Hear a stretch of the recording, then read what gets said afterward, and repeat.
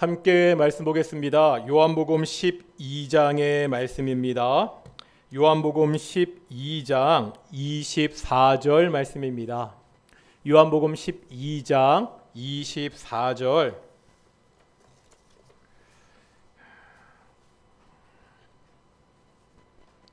우리 한 절 말씀입니다. 우리 24절 한 절 말씀 다 같이 봉독하겠습니다.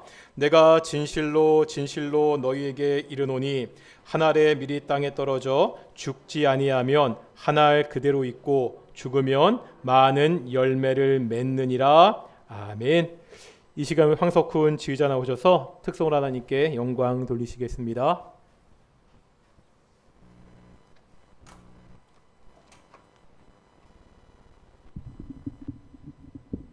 말씀드리지만 우리 가정에서 유튜브를 통해 예배 드리시는 동인의 성도들도 꼭 잊지 말고 쑥스러워하지 마시고요. 유튜브 라이브 채팅창에다가 이렇게 인사하겠습니다.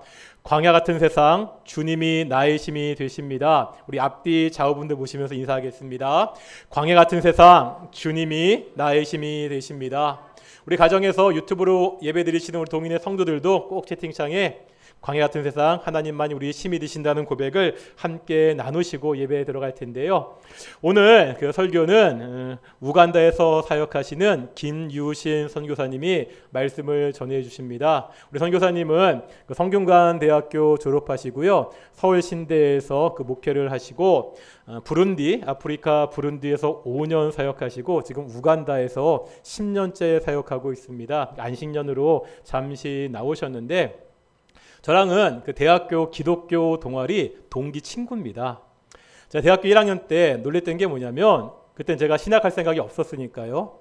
딱 일반 대학교 가서 동아리 들어갔는데 이 친구가 자기는 나중에 아프리카 선교사가 되겠다고 이해가 안 가더라고요. 대학교 1학년 때 아프리카 선교사가 된다 그래가지고. 그런데 어릴 때 받았던 그 소명을 잊지 않고 지금까지 신실하게 지켜와서 지금도 신실하게 사역하는 선교사님입니다. 우리 귀한 말씀 잘 듣는 시간 되었으면 좋겠습니다. 우리 선교사님 나오실 때 좀 쑥스럽지만 그래도 할렐루야 함께 인사하시면서 선교사님께 인사했으면 좋겠습니다. 우리 선교사님 나오시겠습니다. 할렐루야. 할렐루야.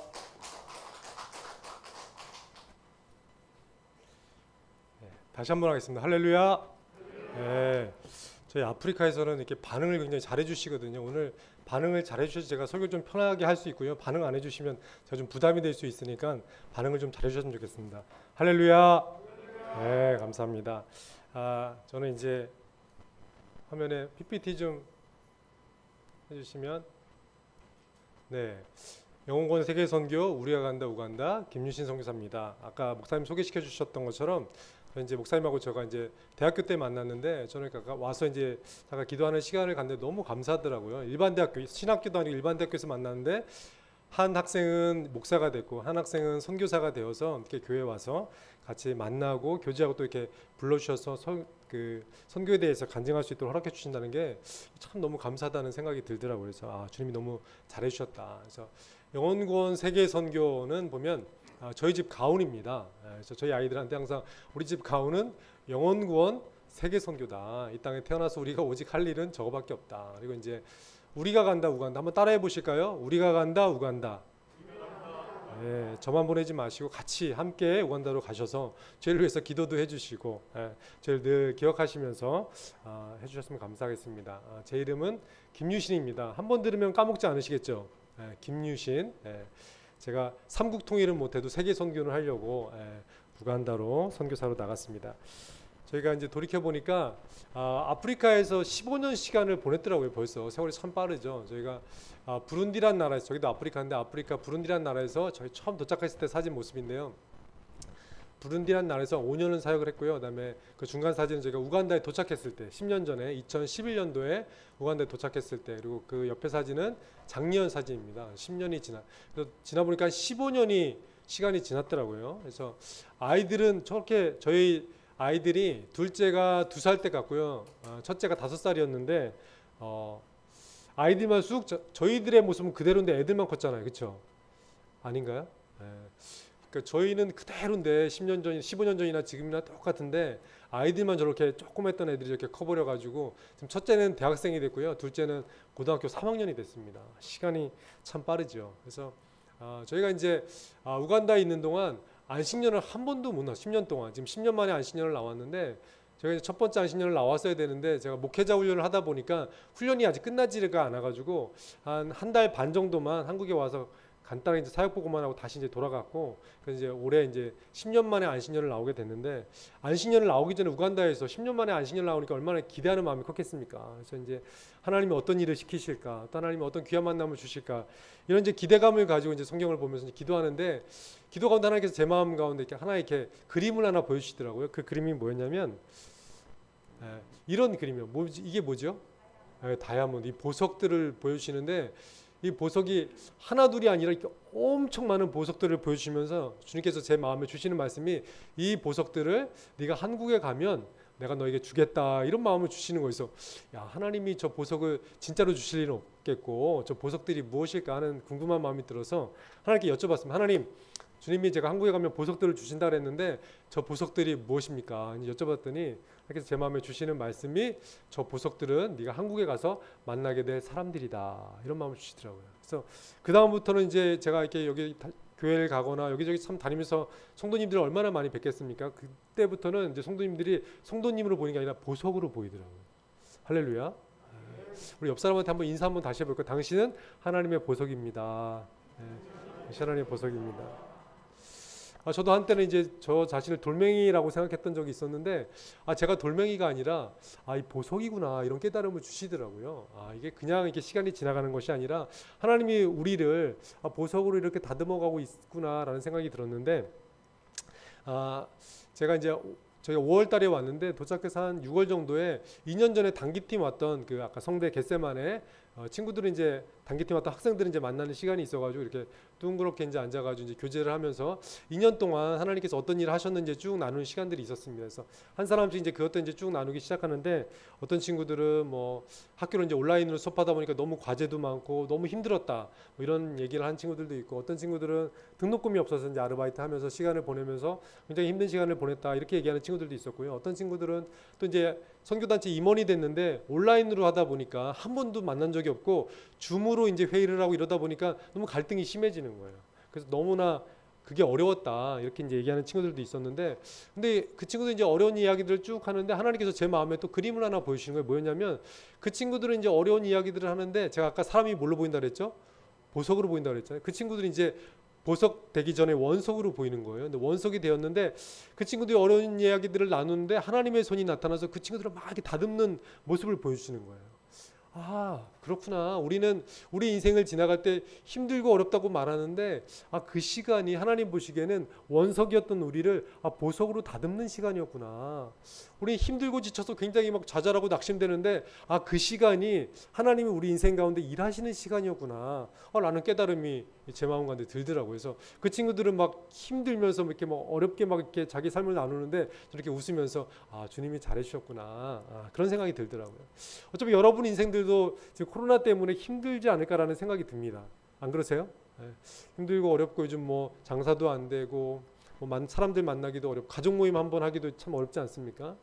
근데 이제 우리는 어렵다고 생각할지 모르지만 하나님께서 교회를 새롭게, 우리 삶을 새롭게 하는 시간이 아닌가라는 생각이 들기도 했습니다. 그래서 저희 가정은 이것을 깨닫고 나서부터 이런 어려운 일이 생길 때마다 이제 부르는 노래들이 있는데, 그 노래들을 부르기 전에 먼저 말씀해 보니까 야고보서 1장 2절에 내 형제들아 너희가 여러 가지 시험을 당하거든 온전히 기쁘게 여기라. 또 이제 메시지 성경으로 보니까 친구 여러분, 시험과 도전이 사방에서, 어디에서요? 사방에서, 한 군데가 아니라 시험은 사방에서 몰려올 때가 많잖아요. 사방에서 여러분에게 닥쳐올 때 그것을 더할 나위 없는 뭐로? 선물로 여기십시오. 우리에게 다가오는 환난은 환난이 아니라 선물입니다. 이런 얘기 많이 했죠. 고난은 축복입니다, 라는 얘기를 참 많이 하시죠. 그래서 저희 가정이 이렇게 어려울 때마다 부르는 노래가 있습니다. 무슨 노래냐면 잘해주시네 잘해주시네 잘해주시네 하나님은 언제나 잘해주시네. 믿으십니까? 아멘. 그래서 2년 전에 저희 첫째 아이가 대학교에 시험을 봤다 떨어졌습니다. 그러니까 저희 부부가 손을 잡고 노래를 불렀습니다. 잘해주시네, 잘해주시네, 잘해주시네. 그때 저희 아들이 저한테 그러더라고요. 아빠 맞으세요? 그리고 이제 부른 데서 사역하다 보니까 저희가 주일날마다 이제 사역을 하러 나가지 않습니까? 근데 사역을 하고 돌아오면 집에 있는 물건들이 조금씩 없어지기 시작하는 거예요. 그래서 또 이제 그분들이 와서 이제 물건들을 챙겨가고, 이제 우간다에는 이제 길거리 아이들이 참 많이 있는데 그 아이들이 이제 뭐 땅을 파고 넘어오기도 하고 담을 넘어오기도 해가지고 저희 뭐 집안에 이제 물건들을 가져가기 시작하는데, 도둑을 맞아도 저희가 부르는 찬양이 뭐겠어요? 잘해주시네, 잘해주시네, 잘해주시네. 이 찬양을 부릅니다.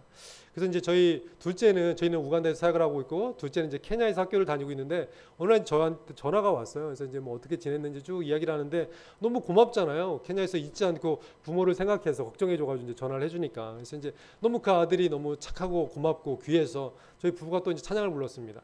잘해주시네, 잘해주시네, 잘해주시네. 그랬더니 저희 아들이 갑자기 긴장하더니, 아빠, 우리 집도 도둑 맞았어요? 그래서 제가 도둑을 맞아도 잘해주시는 거고, 도둑을 안 맞아도 잘해주시는 거고, 항상 주님은 잘해주시는 거다. 이제 이런 얘기를 했던 기억이 납니다. 얼마 전에 제가 아는 자매한테 카톡이 왔어요. 카톡이 오기 전 그 자매가 그 카톡으로 이렇게 돈을 보내주는 게 있는데, 헌금을 저희한테 이제 그 카카오머니로 이제 카카오페이로 이제 얼마를 보내준 거예요. 그래서 그 자매님한테 이거는 무슨 돈입니까? 그랬더니 그 자매가 이제 그 카톡으로 이제 답을 준 거예요. 뭐라고 했냐면, 오늘 인터뷰 발표가 나왔는데 인터뷰 불합격 감성금이다. 인터뷰 합격이요? 아니, 인터뷰 불합격 감성금입니다. 제가 이제 거기다 답을 줬습니다. 주님이 오늘도 참 잘해주셨네요. 불합격 축하드립니다. 할렐루야. 그때 그 자매가 또 답을 줬어요. 감사합니다. 방금 잘해주시네 찬양 불렀습니다. 저희가 예수님을 믿는 그리스도인이라면 한 이 정도 수준은 돼야 되지 않겠습니까? 제가 이 카톡을 주고받으면서 제 마음이 너무 흐뭇하더라고요. 야, 우리가 이게 불합격했는데도 감사할 수 있는, 어떤 목사님이 이제 새벽 예배 때 이제 예배를 드리는데 어떤 권사님이 감사헌금을 보내주신 거예요. 감사헌금을 이렇게 했는데 목사님이 이제 그 봉투에 그 감사 내용을 일단 은혜를 받으셨어요. 오늘 교회 오다가 팔목이 부러져서 감사합니다. 여러분 가운데 어려움이 생기거나 자녀가 대학교에 떨어지거나 이럴 때 감사할 수 있으세요?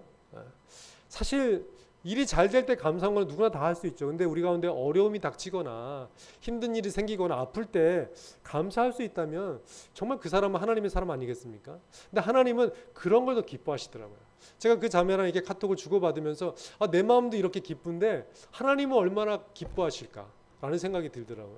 그래서 우리가 원망, 불평, 비판, 정죄하기보다는 항상 기뻐하고 쉬지 않고 기도하고 범사에 감사하는 여러분 되기를 예수님의 이름으로 축원합니다.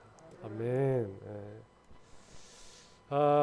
저희가 이제 도둑이 얘기를 잠깐 드렸는데, 저희가 이제 자꾸 도둑 맞으니까 어느 날 이제 케냐에서 이제 일을 보고 있는데, 제 아는 목사님한테 전화가 왔어요. 우간다 참 이게 도둑들이 많다고 말씀드렸잖아요. 어느 목사님 교회 방문했더니 이 교회에 이렇게 커튼들이 있었는데 커튼들이 없고 저 교회 유리창이 깨져 있는 거예요. 그래서 그 목사님한테 무슨 일이 있었냐고 했더니 교회가 다 잠겨 있으니까 그 도둑이 저 유리창을 깨고 나서 커튼을 이렇게 잡아 끌어가지고 그 커튼을 훔쳐간 거예요. 그런 것처럼 이렇게 어려운 사람들이 많다 보니까 이렇게 좀도둑들이 많은데, 저희도 이제 케냐에서 이제 있는데 갑자기 저희가 훈련시키는 목사님한테 전화가 왔어요. 전화가 와가지고 이 목사님이 우리 집에 도둑이 들어가지고 다 가져갔다고, 뭐 아무것도 없이 다 가져갔다고. 그래서 아이고 어떡하냐, 미안하다. 근데 주님이 계획이 있을 거다. 우리가 주님을 끝까지 믿고 신뢰하자. 그랬더니 그게 아니라요, 선교사님. 우리 집이 아니라 선교사님 집이 다 털렸다고요. 할렐루야. 저희가 뭐 했겠습니까? 그때는 좀 이게 쉽지 않다고 해서 뒷목을 잡고 잘해주시네, 잘해주시네, 잘해주시네 이 찬양을 불렀죠. 근데 이쪽은 목이 좀 뻐근하더라고요. 그래서 이제 집에 들어와서 보니까 이제 케냐에서 이제 며칠 걸려서 이제 집에 도착해서 보니까 이 도둑이 지붕을 뚫고, 지붕에 이제 기와장을, 사다리를 걸치고 기와장을 뚫고 그 지붕으로 들어와 가지고 이 밑으로 들어와 가지고 집안에 이제 물건들을 훔쳐갔더라고요. 그래서 이제 근데 그 형제가 얼마나 잘 훔쳐갔냐면 집에 와서 이제 가스를 켜려고 봤더니 가스통도 없는 거예요. 이 가스통도 가져가고 옷들도 가져가고 이것저것 참 많이 가져갔더라고요. 그래서 이제 저와 제 아내가 또 뭐 했겠습니까? 집에 도착하자마자 제 아내는 이제 막 벽을 닦으면서 잘해주시네 잘해주시네, 저도 이제 주 앞에 잘해주시네 찬양을 불렀죠. 근데 이 잘해주시네 이게 찬양을 부르는데 제 마음 가운데 어떤 생각이 드냐면 하나님의 음성이 제 마음 가운데 들리는 것 같은 느낌이 드는 거예요. 하나님이 어떤 마음을 주셨냐면 이 땅에 있는 것이 없어지면 없어질수록 내가 하늘의 것으로 너를 채워주겠다. 할렐루야. 이 마음을 주시는데요. 뭐 집안에 이제 없어진 것들을 물건을 보면 찬양을 하는데 제 마음은 막 더 감사하고 제 마음은 더 풍요로워지는 느낌이 드는 거예요. 야, 하나님의 이런 은혜가 이렇게 크다면 이 땅의 것들이 없어질수록 하나님의 은혜가 이렇게 풍성해진다면 더 없어져도 되겠다. 그 형제님들이 와서 더 가져가도 되겠다. 이런 담대한 믿음이 생기는 거예요.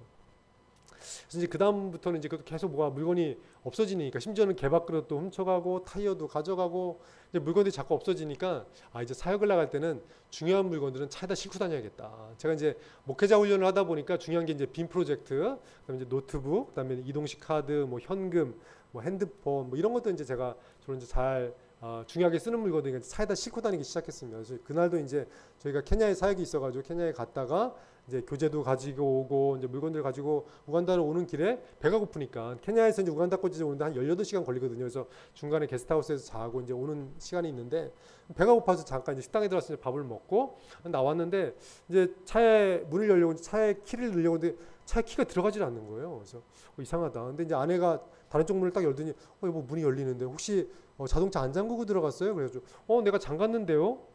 느낌이 싸하잖아요. 그래서 이제 빨리 이제 차 트렁크로 가서 트렁크를 확 열어봤더니 트렁크에 짐들이 하나도 없는 거죠. 할렐루야. 그래서 이제 그때는 정말 가슴이 무너지는 것 같아서 가슴에 손을 얹고 뭐 했을까요? 잘해주시네, 잘해주시네, 잘해주시네. 근데 마음은 좀 아프더라고요. 왜냐하면 그 전에 집에 있는 뭐 가스통이든지 옷이면 이런 물건들은 다시 사면 되잖아요. 근데 제가 잃어버린 그 컴퓨터 안에는 제가 여태까지 사역했던 자료들, 이동식 카드에는 저희가 어렸을 때부터 아이들 찍어놨던 사진들, 부른데서 사역했던 것들 모든 자료들이 그 안에 다 들어있는 거예요. 근데 그걸 잃어버리니까 너무 이 마음이 좀 속상하더라고요. 그래도 또 잘해주시는 주님을 믿으면서 잘해주시는 찬양을 했습니다. 그리고 나서 이제 제가 이제 원래 그 기간에 목사님 세미나가 준비되어 있었는데 할 수가 없잖아요. 그래서 이제 그 세미나를 이제 무기한 연기하고서 집에 돌아와서 할 수 있는 게 이제 없잖아요. 그래서 성경을 읽어야겠다. 그래서 이제 그때부터 성경을 읽기 시작했는데 그때부터는 창세기부터 계시록까지 성경을 일주일 동안 쭉 읽었습니다. 계시록까지 이제 성경을 딱 읽고 나는데 하나님이 그때 저한테 주셨던 말씀이 이 말씀입니다. 하박국 3장 17절 18절 말씀이었습니다. 우리 다 같이 한번 읽어볼까요? 시작. 비록 무화과 나무가 무성하지 못하며 포도나무에 열매가 없으며 감람나무에 소출이 없으며 밭에 먹을 것이 없으며 우리의 양이 없으며 외양간에 소가 없을지라도 나는 여호와로 말미암아 즐거워하며 나의 구원의 하나님으로 말미암아 기뻐하리로다. 아멘. 우리 이런 찬양도 있지 않습니까? 무화과 나뭇잎이 마르고 포도 열매가 없으며, 이 찬양 아세요?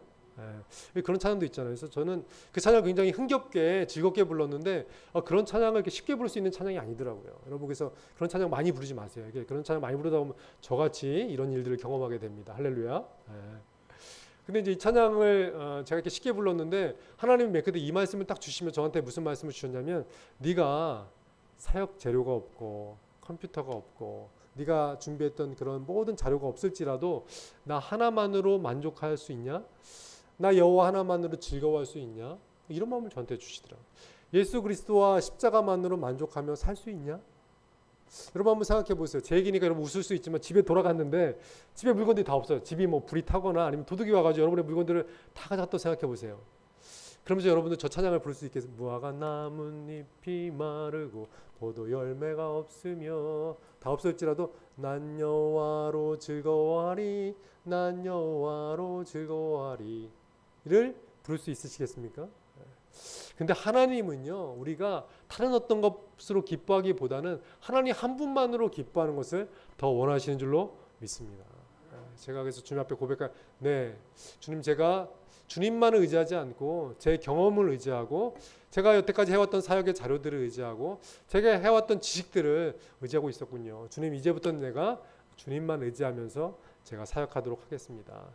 저는 제가 선교를 하고 있기 때문에 하나님의 일을 하고 있다고 생각을 했어요. 근데 돌이켜 보니까 내가 나를 의지해서 내 일을 하고 있었구나. 이런 깨달음을 주시더라고요. 그래서 우리가 비록 교회에 있을지라도, 내가 비록 목회를 하고 있을지라도, 내가 주일을 하는 것처럼 느낄지라도 주님을 100% 의지하고 있지 않다면 그 주님의 일이 아니구나라는 깨달음을 하나님께 주셨습니다. 제가 이제 이런 간증하다 보면 많은 분들이 저한테 물어보세요. 저도 선교사님처럼 좀 그런 경험들을 하고 싶고 하나님의 은혜를 경험하고 싶은데 저는 잘 안 돼요. 어떻게 하면 제가 또 그 선교사님처럼 하나님의 은혜를 날마다 경험하고 하나님의 기적을 경험할 수 있습니까? 물어보는 분들이 계세요. 그럼 제가 어떻게 얘기하냐면 형제님, 자매님, 당신이 하나님을 인생 가운데 10%만 의지한다면 당신은 당신의 삶 가운데 10%만 하나님의 은혜를 경험할 수 있습니다. 만약 당신이 당신의 삶에 50% 하나님께 드린다면 50% 하나님의 기적과 은혜를 경험할 수 있습니다. 하지만 당신의 인생 100%를 하나님께 드린다면 날마다 기적이고 날마다 하나님의 은혜가 충만할 것입니다. 할렐루야. 저는 저희 인생 하나님께 100% 드렸습니다. 그런 줄 알았는데 보니까 그렇지 않은 것들이 있더라고요. 근데 하나님께서 그것들 쭉 다 정리시켜 주시니까 제 인생이 조금씩 달라지기 시작했어요. 하나님도 의지하게 되고 또 하나님도 신뢰하게 되고 그러다 보니까 제 지식을 의지하는 것이 아니라 하나님을 의지하는 것들을 경험하기 시작했습니다. 그러고 나니까 제 사역이 달라지더라고요.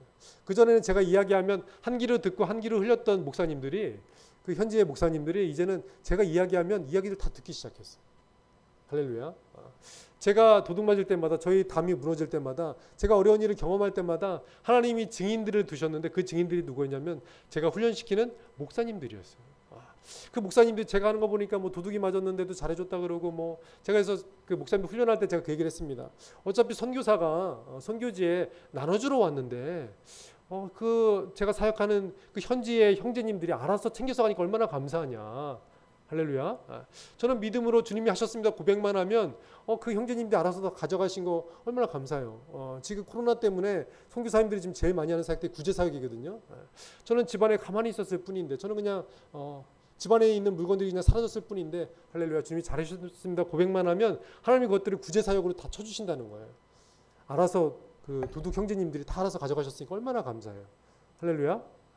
이런 이야기를 제가 이제 그 현지 목사님들한테 하시니까 목사님들이 처음에는 저 선교사가 미쳤나 이렇게 이제 생각을 하다가 시간이 지날수록 이제 제가 계속 그렇게 사는 것을 보면서 하나님이 살아계시구나.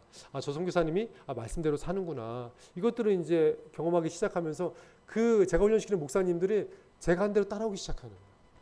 오직 의인은 믿음으로 말미암아 살리라 말씀하셨는데 이분들이 처음에는 믿음을 의지하지 않고 주님을 의지하지 않고 이것저것 경험을 하고 자기의 사람들을 의지하고 자기가 가진 경험들을 의지하다가 조금씩 주의 말씀을 의지하면서 살기 시작하는 거예요. 그러면서 하나님들이 경험하기 시작합니다. 하나님의 은혜를 경험하기 시작하고 하나님이 살아계시면 경험하기 시작하는 것이죠. 한 번은 이 목사님이 눈이 좀 안 보이셔가지고 병원에 갔더니 눈에 문제가 생겼다고 수술해야 된다는 거예요. 근데 수술하는데 돈이 35만 원이 필요하다는 겁니다. 근데 35만 원이 필요하다 그러는데 저한테 연락이 왔어요. 근데 제 마음 가운데 35만 원을 줄 수도 있죠. 근데 15만 원만 주라 이런 마음 하나님 주시더라고요. 그래서 제가 15만 원을 준비해가지고 그 목사님 사모님한테 전달을 해줬습니다. 근데 이제 이 목사님이 얘기하시는 게 뭐였냐면 교회에 이 얘기를 했답니다. 내가 눈이 안 보여서 캄팔라 수도에 있는 병원에 왔는데 병원에서는 수술을 빨리 해야 된다고 한다. 근데 35만 원이 필요하다. 성도님들한테 이제 전화를 했다고 합니다. 근데 이제 성도님들 이제 그 전화를 받고 목사님 지금 우리가 추수철이 아니기 때문에 성도들이 돈이 하나도 없습니다. 그냥 교회로 돌아오셔서 우리가 목사님을 위해서 다 같이 기도해 주겠습니다. 이 얘기를 했다는 거예요. 그래서 좀 섭섭한 마음이 있었다는 거죠. 근데 제가 이제 15만 원을 사모님께 드리고 그 주일날 새로운 일이 생기기 시작했습니다. 그 성도님들이 기도하는 가운데 목사님을 위해서 우리가 헌금해야겠다는 생각이 들어서 성도님들이 주일날 이제 헌금하는 시간을 가졌답니다. 근데 헌금에서 모아진 돈이 얼마였을까요? 20만 원. 할렐루야. 그래서 제가 그 사모님께 준 돈 15만 원 합치면 얼마죠? 35만 원.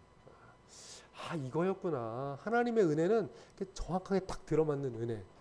우리의 필요를 누구보다 정확하게 아시는 주님. 그 35만 원 가지고 이 목사님이 수술을 하셨어요. 그래서 눈이 잘 보이세요. 그 저한테 이제 와가지고 막 간증을 그 얘기를 이 목사님 저한테 들려주시는 거예요.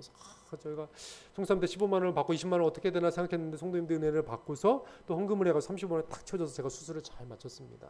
이런 것들을 이제 하나씩 경험하기 시작하는 거죠. 코로나 때문에 작년에 우간다에서 8개월 동안 예배를 드릴 수가 없었어요. 그러니까 목사님들이 살 수가 없잖아요. 근데 이 목사님 또 오셔서 저한테 간증하는 거예요.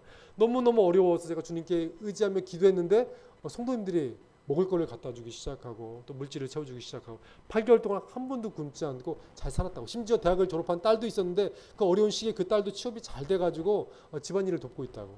할렐루야. 하나님은 이처럼 우리 눈에는 부정적으로 어려워 보일지 모르지만 이것을 통해서 하나님의 은혜를 우리에게 부어주시는 하나님인 줄로 믿습니다. 오늘 또 이제 말씀을 나누길 원하는데요. 오늘 말씀에 보면 오늘 설교 제목 하늘의 밀이 땅에 떨어져. 요한복음 10장 24절. 내가 진실로 진실로 너에게 이르노니 하늘의 밀이 땅에 떨어져 죽지 아니하면 하늘 그대로 있고 죽으면 많은 열매를 맺느니라.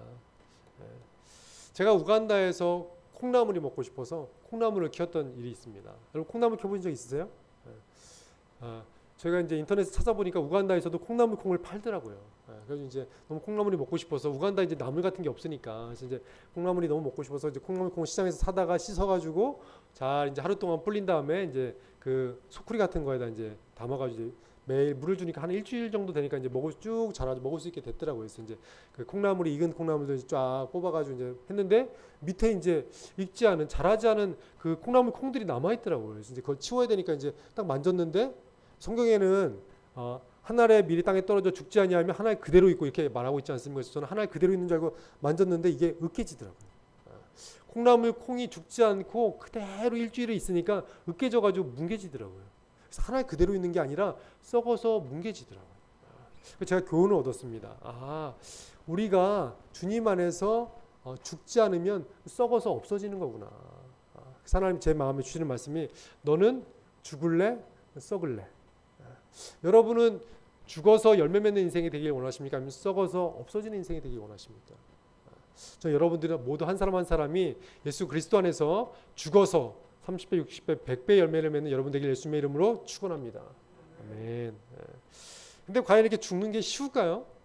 쉽지 않더라고요. 아까 그 목사님 소개시켜 주신 것처럼 저는 이제 대학교 가기 전에 고등학교 때 이제 선교사로 헌신을 하고서 선교를 해야지 이런 마음이 있었는데 사실 이제 선교를 이제 하려고 하니까 제 마음 가운데 두려움이 있더라고요. 그래서 저는 처음에는 이제 고등학교 때는 보내는 선교사가 돼야겠다. 저는 하나님 돈을 많이 벌어서 보내는 선교사가 되겠습니다. 이런 생각을 했었어요. 근데 하나님이 원하신 게 그게 아니더라고요. 그래서 그럼 나는 전문인 선교사가 돼야겠다. 일반 대학교를 갔으니까 전문인 선교사가 돼야겠다. 그래서 직업을 가지고 선교지에서 선교하는 전문인 선교사가 되겠다 이런 생각을 했습니다. 그래서 이제 전문인 선교사 훈련하는 곳에서 이제 훈련도 받았는데 훈련을 받다가 이제 4학년 때 훈련을 받다가 이제 맨 마지막에 그 대표님하고 이제 상담하는 시간이 있었는데 다른 분들은 이제 어떤 분은 태권도를 잘하니까 형제님은 몽골에 가서 태권도 사역을 하시면 될 것 같습니다. 이분은 이제 어떤 분 영어를 잘하시니까 브라질이나 이런 데 가서 영어 선생님을 하시면 될 것 같습니다. 근데 이제 제가 그때 제 차례가 왔습니다. 그래서 이제 저는 조경학을 전공했는데 제 차례가 와서 이제 설레이는 마음으로 이제 대표님하고 상담을 하는데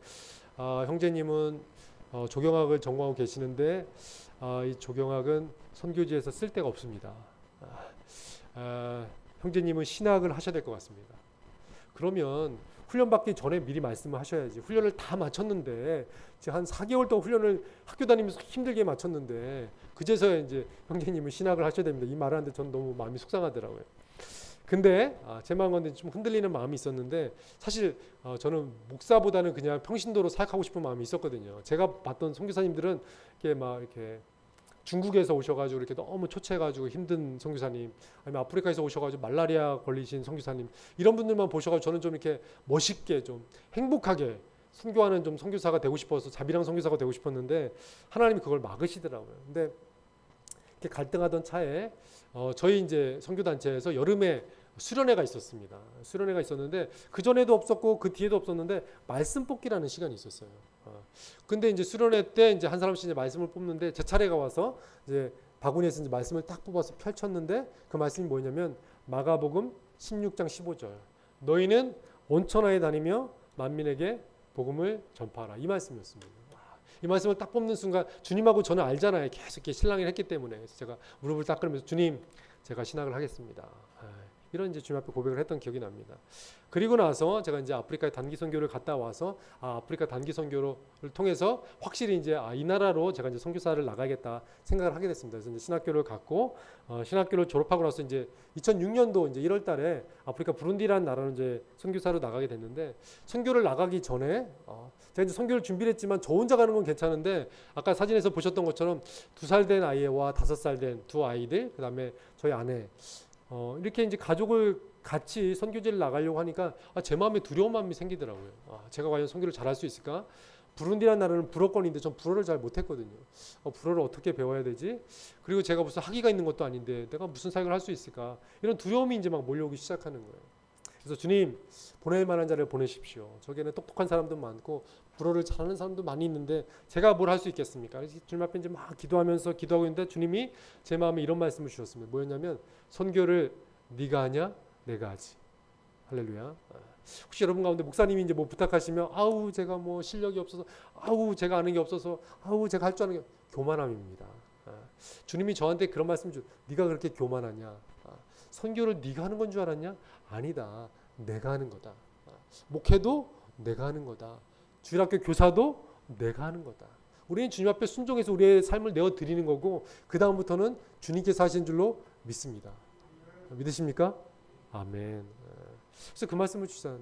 선교는 네가 하는 게 아니다. 내가 하는 거다. 그래서 이제 부룬디에 가서 4년 동안 사역을 참 감사하게 잘했습니다. 그래서 부룬디에 가서 하나님 주셨던 마음이 물질의 통로, 복음의 통로, 축복의 통로가 되라 이런 마음을 주셔가지고 제가 부룬디에서 교회 개척 사역도 하고 목회자 훈련도 하고 주일학교 사역도 하고 단기팀이 또 매년 와가지고 단기팀들과 함께 이제 전도 집회도 하면서 굉장히 행복한 시간을 보냈습니다. 그리고 나서 이제 우간다로 이제 2011년도에 안식년을 보내고 우간다로 가게 됐는데 이제 선교지에서 한 텀을 했으니까 이제 새로운 선교지를 갈 때 뭐가 필요한지 다 알잖아요. 선교지에 가면 집이 필요하고 차도 필요하고 아이들 학교도 필요하고 사역도 필요하고 이런 것도 이제 깨닫게 됐죠. 그래서 이제 가기 전에 하나님께 기도하기 시작했습니다. 하나님, 제가 이제 우간다로 가게 될 텐데 하나님 저의 사역을 열어 주십시오. 하나님 좋은 차도 주십시오. 왜냐하면 저희가 이제 부룬디에서 몰던 차 이름이 나사로였습니다. 나사로. 왜 나사로였을까요? 저희가 이제 사역을 하러 이제 교회에 딱 오늘처럼 교회에 이제 만약 딱 방문하고 차를 이제 주차해 놓고 이제 와서 설교를 이렇게 마치고 돌아가려고 이제 차에 시동을 걸면 시동이 무릉무릉 이 시동이 안 걸리는 거예요. 그럼 어떻게 해야 되죠? 나사로를 살려야 되잖아요. 어떻게? 기도해서. 그래서 이제 저하고 아내하고 가족들과 이제 스태프들이 이제 차를 흔들면서 나사로가 살아날지어다. 예수 그리스도의 명하노 나사로가 살아날지어다.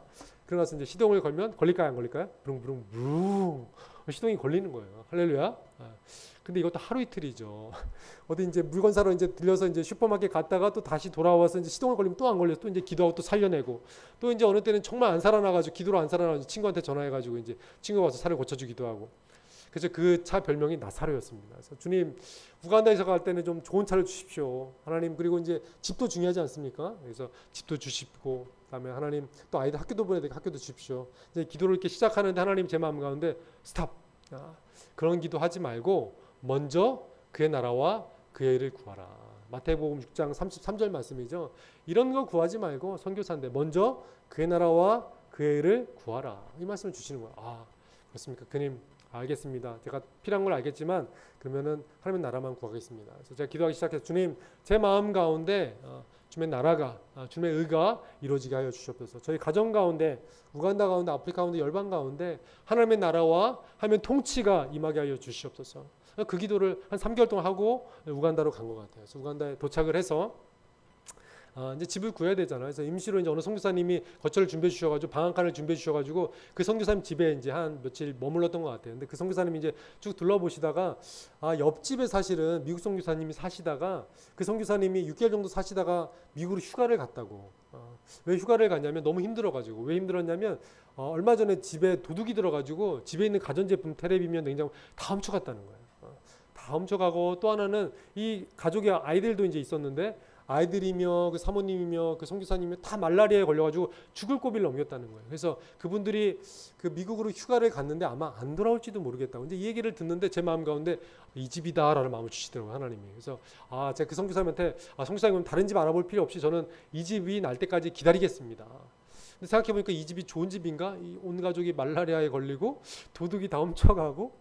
나 이때가 제 마음 가운데 믿음이 생겼어요. 아, 이 집이면 좋겠다. 그래서 이제 기다렸는데 아니나 다를까 미국에서 미국 선교사님이 한 일주일 있다 돌아오셨어요. 우간다로 오셔가지고 막 짐을 정리하고 막 팔고 막 이러시는 거예요. 그래서 아, 이분이 정말 떠나려고 하는가 보다. 그래서 이제 이 선교사님을 제가 만났죠. 만나가지고 제가 이 집에 들어가기 원합니다. 그랬더니 이 미국 선교사님이 저한테 자기가 6개월 살고 1년치를 냈는데 6개월 살았으니까 6개월치를 그럼 나한테 내면 6개월 선교사님 사셔도 됩니다. 이러시더라고요. 그래서 아, 그럼 제가 그 6개월치 내고 살겠습니다. 근데 이제 이분이 떠나시면서 제가 급하게 떠나느라고 짐을 정리 잘 못했으니까 좀 양해해 달라고 이 말씀해 주셔서 아, 괜찮습니다. 저희가 뭐 쉬면서 사면 되죠. 뭐 이렇게 하고 있어. 이제 그분이 떠나고 나서 이제 열쇠를 받아서 이제 열쇠를 열고 이제 그 집에 들어갔는데 깜짝 놀랐습니다. 너무 정리를 안 하셔가지고 침대도 그대로 있고 식탁도 그대로 있고 아이들 옷도 그대로 있고 할렐루야 다 그대로 놓고 가신 거예요. 할렐루야. 제가 말씀에 마태복음 6장 33절에 보면 너희는 먼저 그의 나라와 그의 일을 구하라. 그 다음 구절을 제가 생각을 안 했거든요. 그 다음 구절이 뭐죠? 할렐루야. 그리하면 이 모든 것을 너희에게 더하시리라. 하나님 다 알고 계시는 거죠. 먼저 그의 나라와 그의 일을 구하면 이 모든 것을 너에게 더할 준비가 되어 계시는 거예요. 근데 어떤 분은 땅의 꿈만 구하다 보니까 하늘의 축복을 누리지 못하시는 거예요. 근데 먼저 그의 나라와 의를 구하고 하늘의 소망을 두고 하나님을 기쁘게 해드린 자로 살면 이 땅의 축복은 보너스로 주시는 거죠. 근데 너무 한국의 성도님들이 보너스에 매여 있다 보니까 하늘의 축복을 누리지를 못하시더라고요. 먼저 그의 나라와 의를 구하고 하늘 생명을 구하고 영원 세계 선교 우리 삶을 드릴 때 하나님께서 이 땅의 모든 것들은 덤으로 주신 줄로 믿습니다. 할렐루야. 주님이 이렇게 너무 잘해 주시더라고요. 그래서 너희는 온천에 다니며 만민에게 복음을 전파하라. 먼저 그의 나라와 그의 의를 구하라. 그러고 보니까 그 집을 구했는데 그 집에서 아이들 학교가 한 5분 정도밖에 안 걸리고요. 차도 하나님 좋은 차를 주셔가지고 10년 동안 선교지 나오기 전까지 제가 98년식 차를 샀는데 선교지 나오기까지도 아주 잘 썼습니다. 저희 차가 저희 아이들 나이보다 더 많더라고요. 그럼에도 불구하고 너무 감사하게 잘 쓰고 있고 사역도 하나님께서 좋은 사역을 열어주셔가지고 즐겁게 사역을 잘 하고 있습니다. 제가 잠깐 사역을 소개해드리면 저는 이제 아까 말씀드린 것처럼 우간다에서 목회자 훈련을 하고 있습니다. 우간다에 교회는 참 많이 있습니다. 영국 식민지였기 때문에 영국 사람들이 복음을 전했어요. 근데 문제는 이 사람들이 신학교를 세우지 않고 그냥 떠나버리는 바람에 교회는 있는데 목사님들이 신학 공부를 하는 목사님들이 거의 없어요. 제가 이제 저기 마사카 라카이 지역이라는 곳에 이제 목회자 훈련을 하기 시작했는데 목사님들이 많이 참석하셨어요. 첫 번째 졸업식 장면 사진입니다. 근데 이 왕갈라 목사님이란 분이 제가 이제 훈련을 시작했는데 한 3개월 지나서 저한테 와서 이런 얘기를 하시는 거예요. 선교사님은 저의 기도응답입니다. 이게 무슨 얘기인가? 이제 그 물어봤어요 목사님한테. 제가 기도응답이라고요? 무슨 말씀이시죠? 그랬더니 이 목사님이 원래는 그 마사카라는 지역의 수도국 국장님이셨어요. 그래서 이분은 대학교도 나오신 엘리트인데 이분이 이제 수도국 국장이니까 정부에서 이제 집도 주고 차도 주고 그래서 굉장히 편안하게 신앙생활을 하셨어요. 근데 갑자기 이 집사님이 섬기시던 그때는 이제 집사님이었는데 이 왕갈라 집사님이 이제 섬기시던 교회 목사님이 갑자기 병이 걸리셨어요. 그래서 이 목사님이 갑자기 돌아가시게 된 거예요. 근데 돌아가시기 전에 이제 성도들 쭉 둘러보니까 제일 똑똑한 분이 저 왕갈라 집사님이셨던 거예요. 그래서 이 목사님이 돌아가시면서 자네가 목사에 그러고 돌아가신 거예요. 할렐루야. 이 집사님이 얼마나 황당하시겠어요. 집사님이셨는데 갑자기 그 다음 주부터는 목사님이 되신 거예요. 그래서 그 다음부터 이분이 기도하기 시작했습니다. 하나님, 제가 실력도 없고 능력도 없는데 저를 목사로 세워주셨으면 저를 가르쳐 주실 선생님을 보내주십시오. 저는 못합니다. 선생님을 보내주십시오. 그리고 나서 이분이 계속 그걸 한 5년 동안 기도를 하신 거예요. 근데 그리고 나서 제가 짠 나타난 거죠. 그 제가 이제 목회자 훈련을 하니까 이분이 너무 기뻐하시는 거예요. 이분이 이제 훈련을 받으면서 고백하시는 게 저는 이전까지는 무면허 운전으로 차를 운전해 왔습니다. 근데 지금은 이제 제가 면허증을 가지고 운전하기 시작했습니다. 저는 이제 목사가 뭘 해야 되는지 설교를 어떻게 해야 되는지 알게 됐습니다. 감사합니다. 할렐루야.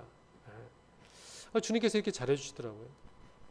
또 이제 다른 지역에서도 이제 훈련을 마쳤는데 여기는 이제 목사님들하고 평신도 리더들이 이제 같이 계신 곳에서 훈련을 시켰어요. 근데 이 중에서 한 3가정이 교회를 개척했어요.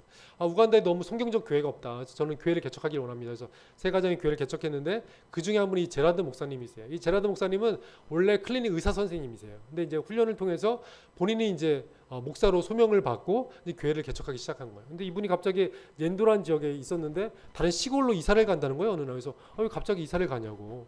아니 선교사님도 한국에서 복음 전하려고 우간다로 이사 오지 않았냐고. 저도 하나님께서 은혜를 주셔가지고 좀 더 시골에 가서 복음을 전하고 싶다고, 교회를 하고 싶다고. 할렐루야.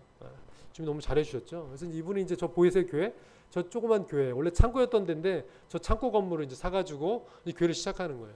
근데 이분이 저한테 이제 저는 이제 교회를 물질로 지원해주지 않고 이제 저는 목회자 훈련만 합니다. 왜냐하면 제가 사역하는 목사님들 다 도와주면 제가 견딜 수가 없습니다. 그래서 저는 물질로는 도와주지 않고 근데 교회 기도만 해주는데 저 교회도 이제 구입하는데 350만 원이 필요하다는 거예요. 그래서 우리 같이 기도합시다. 이제 기도하는데 하나님의 은혜로 이제 원래는 이제 저분이 이제 학교를 빌려서 사역을 했었는데 그 아이들이 학교에 자꾸 물건을 이렇게 부시고 이제 부러뜨리다 보니까 그 학교 교장 선생님 애들 다 내쫓았어요. 너 교회에서 가라고. 우리 교회에서 예배드리지 말고 딴 데 가라. 그랬더니 이제 기도하던 가운데 이제 저 자리가 나는 거예요. 저 건물과 땅을 350만 원 정도 된다고. 이제 그렇게 해가지고 이제 저걸 구하는데 같이 이제 기도를 했는데 어느 날 이제 정말 어떤 분이 주시고 또 이제 뭐 성도들이 헌금해가지고 저 교회를 샀다는 거예요. 그래서 너무나 감사하죠. 근데 이제 저 목사님 이제 만날 기회가 있는데 저걸 위해서 기도하는 가운데 하나님 제 마음 가운데 100만 실링, 그러니까 우리나라 돈 한 30만 원 정도 되는데 100만 실링을 저 목사님한테 갖다 줘라 이런 마음을 주신 거예요. 하나님 저는 물질로 목사님들을 지원하지 않는데요. 그래도 선교사가 아니라 네가 교회 성도로서 하나님 나라의 일꾼으로서 동역자로서 100만 실링 갖다 주라 이런 마음을 주시더라고요. 그래서 제가 이제 돈을 준비해가지고 이제 100만 실링을 주머니에 넣고서 가가지고 이제 쭉 이야기를 하는 가운데 100만 실링을 이제 이 목사님한테 전달했습니다. 이거는 선교사가 제자한테 주는 게 아니라 하나님 나라의 동역자로서 하나님이 주랄 마음을 주셔가지고 건축 헌금을 내가 주는 거다. 이제 이렇게 줬는데 저 목사님이 그 헌금을 딱 받으시면서 눈물을 쫙 흘리시더라고요. 눈이 이렇게 쫙. 왜 그랬냐면은 건물을 사긴 샀어요. 그랬는데 보니까 한번 건물을 보세요. 건물이 이제 창고 건물이다 보니까 창문이 없어요. 그리고 막 교회가 금이 간 곳이 있는 거예요. 근데 그걸 수리하는 비용이 딱 100만 실링이었다는 거예요. 할렐루야. 근데 제가 100만 실링을 정확하게 딱 주니까 야 하나님께서 이 교회를 사랑하시는구나. 하나님께서 나를 사랑하시는구나. 하나님께서 나를 잊지 않고 계시는구나. 그 감동이 서로 주고받는 거죠. 그래서 하나님이 100만 실링, 제가 원래 물질로 후원하지 않는데 100만 실링을 그래서 갖다 주라는 마음을 주셨구나. 이런 생각이 들더라고요. 이처럼 선교는 제가 하는 게 아니라 하나님이 다 하시더라고요. 그뿐만 아니라 이제 이 목사님이 이제 그 지역에 가서 보니까 너무 주변에 목사님들이 많은데 목회를 잘 못하시는 거예요. 왜냐하면 우간다에는 초등학교를 졸업하지 않은 분도 많이 계시고요. 어떤 분은 글씨를 모르는데 목사님을 하고 계세요. 희한하지 않습니까? 글씨를 모르는데 어떻게 목회를 하실까? 글씨를 모르는데 어떻게 설교를 할까? 궁금하지 않으세요? 저도 이제 제라드 목사한테 물어봐서 어떻게 글씨를 모르는데 어떻게 주일날 설교를 할 수 있냐고 그랬더니 그분이 이제 제라드 목사님 저한테 얘기해 주시는 게 주일날이 되면 성도님 한 분한테 부탁을 합니다. 성도님 요한복음 3장을 한번 읽어 주십시오. 성도님이 요한복음 3장을 쭉 읽으면 목사님 서서 이제 계시다가 그 성경에 있는 걸 들으시고 지통 계시를 받으시고 바로 설교를 하시는 거예요. 할렐루야. 얼마나 신령하세요? 그러다 보니까 우간다에는 이단이 막 들어오고 이슬람들이 막 내려오고 있어도 목사님들이 말씀에 기초에 있지 않기 때문에 다 넘어지는 거예요. 이슬람으로 가기도 하고 이단으로 빠지기도 하고 참 지금 우간다 교회 문제입니다. 근데 이제 이분들에게 이제 저희가 훈련을 시작합니다. 그래서 이제 광고를 했더니 한 50명이 오셨어요. 50명이 왔다는 건 저 시골 지역에서 50명의 목사님이 오셨다는 건 그 지역에 있는 목사님이 거의 대부분이 다 오신 거예요. 할렐루야. 그래서 이분들이 글씨를 영어를 모르니까 제가 원래 영어로 이제 훈련하는데 영어를 모르니까 이때부터 저희가 영어 교재를 현지어 루간다로 번역하기 시작했습니다. 번역을 해가지고 이제 이분들을 이제 가르치고 또 이제 다른 지역에 있는 목사님들도 이제 가르치기 시작하는데 너무나 감사하죠. 이분들 때문에 이제 그 사역이 시작된 겁니다. 또 이제 마지막으로 여기는 이제 청년들을 제자 훈련하기 시작했는데 어떤 목사님한테 또 제가 훈련시킨 목사님한테 연락이 왔어요. 어느 지역에 청년들이 모여 있는데 이분들이 너무 성경 공부를 하고 싶어하는데 훈련시켜 줄 사람이 없다. 그래서 우리가 해야 된다. 그래서 가서 봤더니 그 청년들이 누구냐면 학교 고등학교 선생님, 중학교 선생님, 초등학교 선생님, 유치원 선생님, 그리고 뭐 요리사, 경찰, 군인 그 지역의 엘리트들이더라고요. 그래서 이제 훈련을 이렇게 시작하다 보니까 이분이 자꾸 저한테 교재를 달라는 거야. 성기사님 저 교재가 필요합니다. 교재가 필요합니다. 교재가 왜 필요하세요? 학교 가서 전도했습니다. 선생님은 전도하고 선생님과 또 누굴 전도하겠어요? 학생들을 전도하겠죠. 학생들을 전도해가지고 학생들에게 또 제자 훈련을 시키고 또 그 학생들이 또 후배들을 제자 훈련시키고 잠깐 말씀드렸죠. 하늘의 밀이 땅에 떨어져 죽지 아니하면 하늘 그대로 있고 죽으면 많은 열매를 맺느니라. 저는 사실 특별한 사람이 아니에요. 아까 얘기하신 것처럼 그냥 대학교 졸업하고 평범한 사람이었어요. 근데 하나님의 뜻에 순종했을 때 하나님께서 30배, 60배, 100배 열매를 맺어주시는 것이죠. 저희가 이제 매년 단기 팀들이 그 성대에서 저렇게 옵니다. 그래서 제가 할 수 없는 일들, 저는 이제 목회자 훈련을 하는데 저 혼자 저 사역을 할 수 없잖아요. 단기 팀이 오면은 학교를 방문해가지고 드라마도 보여주고 설교도 하고 게임도 하면서 맨 마지막 시간에 콜링하는 시간이 있습니다. 여러분 가운데 예수님은 오늘 주와 그리스도 영접할 사람들이 있으면 자리에서 일어나십시오. 손을 드십시오. 보이세요? 아이들이 모두 손을 들고 있죠. 저렇게 이제 손을 들고 반응하고 또 오후 때는 저렇게 오후에는 게임도 하면서 저희가 이제 한 3군데 학교를 방문했는데 저희가 학생 수를 전부 세 보니까 그 학생들이 1000명이더라고요. 할렐루야. 저는 하나님의 일이 땅에 떨어져 30배, 60배, 100배 열매를 맺는 줄 알았거든요. 100배 열매가 아니라 1000배 열매를 맺더라고요. 30배, 60배, 100배, 1000배 열매를 맺는 거예요. 제가 이제는 아까 여러분들이 보석으로 보인다고 그랬잖아요. 근데 제가 이 말씀을 깨닫고부터는 교회를 방문하면 성도님들이 보석으로도 보이지만 성도님들이 씨앗으로 보이는 거예요. 씨앗으로. 교회도 그냥 교회 건물로 보이는 게 아니라 교회가 이 큰 씨앗으로 보이더라고요. 이 동인교회가 이 큰 씨앗이 죽어지는 미랄이 된다면 얼마나 많은 열매를 맺을까. 여러분 한 사람 한 사람이 여러분이 처한 가정에서 직장에서 학교에서 죽어지는 열매가 된다면 얼마나 많은 열매를 맺을까. 30배, 60배, 100배, 1000배 열매를 맺는 여러분 될 줄로 믿습니다. 제가 좋아하는 표현인데요. 한번 따라해 볼까요? 그리스도가 있는 가슴마다 선교사이고 그리스도가 없는 가슴마다 선교지이다. 여러분 마음속에 그리스도가 계십니까? 없으신 거 대답이 작으시네요. 없으신가요? 여러분 마음속에 그리스도가 계십니까? 아멘. 그럼 여러분은 선교사입니다. 여러분 주변 가운데, 여러분 가족 가운데 예수님을 아직 모르는 사람이 있다면 그 사람들이 바로 여러분의 선교지인 줄로 믿습니다. 많은 분들이 선교를 그렇게 생각하세요. 아프리카 가야 되는데, 중국 가야 되는데, 저기 이슬람 지역 가야 되는데. 아닙니다. 여러분 가슴 가운데 그리스도가 있으면 여러분들이 선교사고요. 여러분 주변에 이웃 가운데 예수님을 모르는 사람이 있다면 그분들이 여러분의 선교지인 줄로 믿습니다. 다 같이 선교하는 여러분 되길 예수님의 이름으로 축원합니다. 그래서 이 말씀을 다시 한번 맺으려고 합니다. 하나님의 밀이 땅에 떨어져 죽지 아니하면 하나의 그대로 있지만 죽으면 많은 열매를 맺습니다. 그리스도가 없는 가슴이 여러분의 선교지이고 그리스도가 없는 가슴이 하나님의 터밭인 줄로 믿습니다. 주님께서 여러분 마음 가운데 함께 계시다면 여러분의 주변을 살펴보시고 그 가운데 그리스도가 없다면 이 코로나 상황 가운데 얼마나 궁핍하고 얼마나 그 마음들이 피폐해져 있겠습니까? 그들에게 정말로 하나님의 복음이 필요한 줄로 믿습니다. 그래서 그리스도의 전사로, 그리스도의 선교사로, 하나님의 죽어지는 미랄로 섬기는 여러분 되기를 예수님의 이름으로 축원합니다. 기도하겠습니다. 살아계신 하나님 아버지 감사합니다. 오늘도 귀한 말씀 저에게 허락해 주셔서 감사합니다. 우리가 영혼군 세계 선교에 저의 삶을 인생을 드리길 원합니다. 죽어지는 미랄 되기를 원합니다. 하나님 아버지 우리의 마음을 감동시켜 주셔서 하나님이 주시는 사명 있는 곳에 우리 이웃 가운데 복음이 없는 자들에게 복음을 전하고 나누는 우리 한 사람 한 사람 될 수 있도록 축복하여 주시옵소서. 우리 가운데 혹시 두려움이 있지 않습니까? 강하고 담대하라 말씀하신 하나님 아버지 주님의 사역 가운데 우리가 불순종했다는 부분이 있다면 오늘부터 순종하는 우리 한 사람 한 사람 될 수 있도록 축복하여 주시고 우리의 마음의 문을 열고 우리의 가슴을 열어서 하나님의 음성을 듣고 순종하는 한 분 한 분 될 수 있도록 축복하여 주시옵소서. 감사드리며 예수